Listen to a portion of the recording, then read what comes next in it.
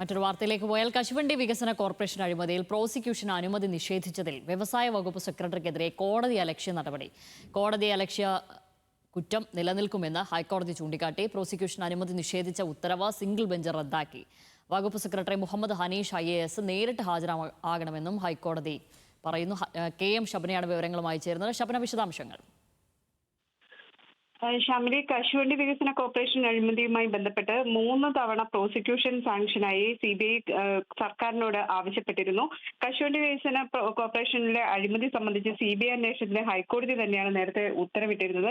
ഇതിൽ കോൺഗ്രസ് നേതാവായ TR ചന്ദ്രശേഖരൻ, അതോടൊപ്പം തന്നെ കശുവണ്ടി വികസന കോർപ്പറേഷൻ MD രതീഷ്, ഇവരെ രണ്ടുപേരെയും പ്രോസിക്യൂട്ട് ചെയ്യുന്നതിന് അനുമതി വേണം എന്നൊരു ആവശ്യം ഉന്നയിച്ചു. 3 തവണ അത്തരത്തിൽ കത്ത് നൽകിയിട്ടും സർക്കാർ അനുമതി നിഷേധിച്ചു. തുടർന്നാണ് കടകംപള്ളി മനോജ് നൽകിയ ഹർജിയിലാണ് കോടതിയുടെ ഇപ്പോഴുള്ള ഇടപെടൽ. കോടതിയലക്ഷ്യ നടപടിയാണ് സർക്കാരിന്റെ ഭാഗത്തു നിന്ന് ഉണ്ടായിട്ടുള്ളത്. വ്യവസായ സെക്രട്ടറിയാണ് ഇതിന് ഉത്തരവാദി തുടങ്ങിയ കാര്യങ്ങൾ ആരോപിച്ചിരുന്നു. ഇന്നിപ്പോൾ ജസ്റ്റിസ് ബദറുദ്ദീൻ ഉത്തരവിട്ടത് ഈ കോടതിയലക്ഷ്യ നടപടി നിലനിൽക്കും. വ്യവസായ സെക്രട്ടറി ഇതുമായി ബന്ധപ്പെട്ട് നേരിട്ട് ഹാജരായി വിശദീകരണം നൽകണം എന്നാണ് നിർദ്ദേശം. ശരി ഷബ്ന.